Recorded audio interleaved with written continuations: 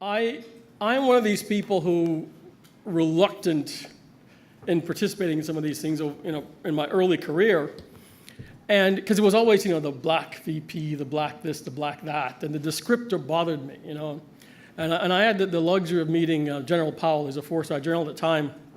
I said to General Powell, I said, doesn't it bother you that, they keep qualifying you as this black person? And he says, Lloyd, if I robbed a bank, they'd say the black guy robbed the bank.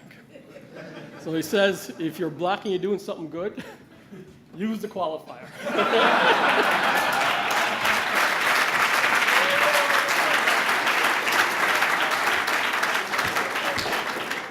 So I'm the black CEO of Fortune whatever company. We do about $3 billion in revenue. We have about 6,000 employees in 40-something countries around the world. And we strive to be diverse. And it's not because of some altruistic thing. We strive to be diverse because we believe that we're a better company because we have a diverse portfolio of employees, because we have a diverse portfolio of customers. And we can better interact with our customers, provide solutions to our customers if we ourselves are diverse. Now, it's a journey. And Culture Shift Labs is a great tool, asset to help you on this journey. Because most people in this community don't even know where to start. We're being asked to be more diverse and release our numbers of how many people we have of different categories.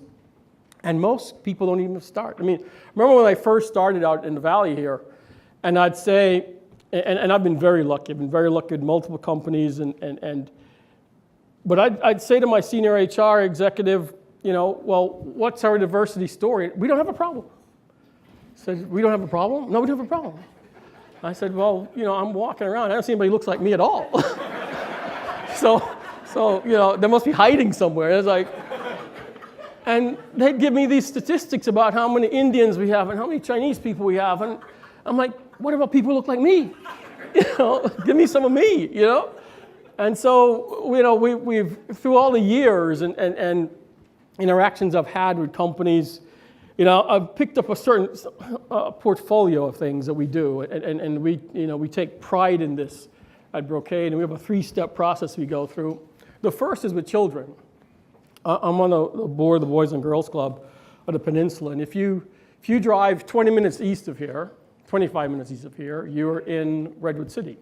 And Ronnie, I know you're involved in that community greatly, and the graduation rate for children in that community who start high school, graduation rate means you go in, who come out, is 30%. This is 25 minutes from where you're sitting right now. The wealthiest community in all the United States, and we're graduating kids at a 30% rate. Now, if you come to the Boys and Girls Club, we graduate you at 90-something%, and Ronnie's group over there graduates at a pretty good rate also. But the average kid, what do you do if you don't have a high school degree? All of that we're doing here is for naught. And so we spend time with the Boys and Girls Club. We spend time with a program in the summer for the kids. And we bring those kids in and make them a part of what we're doing. And they go through a program, we call it Teen Tech, with our own employees' kids. And so these are my employees' kids with the kids from impoverished community working on projects and seeing that there's a plethora of things you can do in a high-tech company. There's marketing jobs, HR jobs, engineering jobs. There are a lot of things you can do besides just being an engineer. And so we spend the time with the kids, and the best part of it is you start the first week, and they're in separate groups. By the end of the first week, the kids are working together. They're, being one. You can't tell the difference. And the good thing for us is, we have our employees run these programs. First year, you had to kind of pull their teeth to do it. Now, we have too many volunteers. But the one thing the employees walk away with, their kids are just like the kids from East Palo Alto. There's no difference. Same aspirations, same goals, same kids. And so the first step is we have to fill the pipeline. We have to get more kids going into STEM, more kids going into sciences. And it's not altruistic. It's a human resource issue. We only have so many human beings in the United States. We have to get the most out of as many of our citizens as we can. It's just a simple math problem. It's the engineer in me. It's a simple math problem. we can't hire enough engineers, so let's create more engineers. And so, we start there. The next thing we do is that we spend time on recruitment. And I'd be always told, well, there are no black engineers, Lloyd. We can't find them. And I spent time on the East Coast. I've been all over the world, And I said, well, do you know about the, NSBE? What's that? Well, National Society of Black Engineers. There are tens and thousands of us, right? And so we do outreach.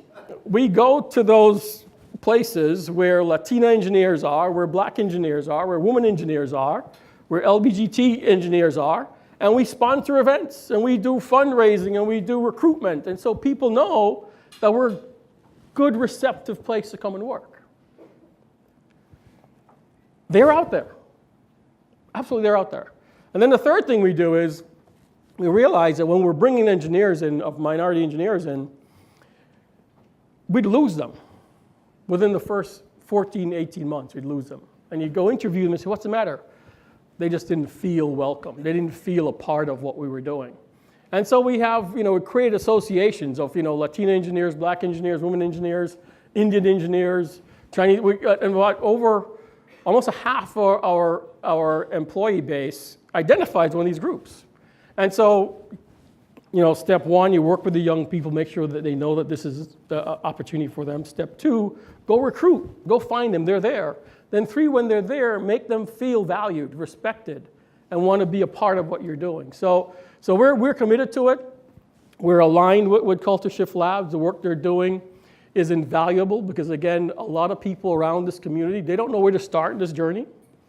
And if you are part of the CSL community, they can lead you and take you along that journey. And so I want to thank all of you for honoring me here today and being here and letting me share the stage with Isaac. And he's going to have to pay me more. I don't know how much money we made, but he's got to be, it wasn't enough.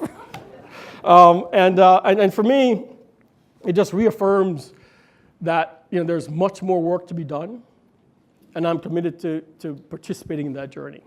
Thank you.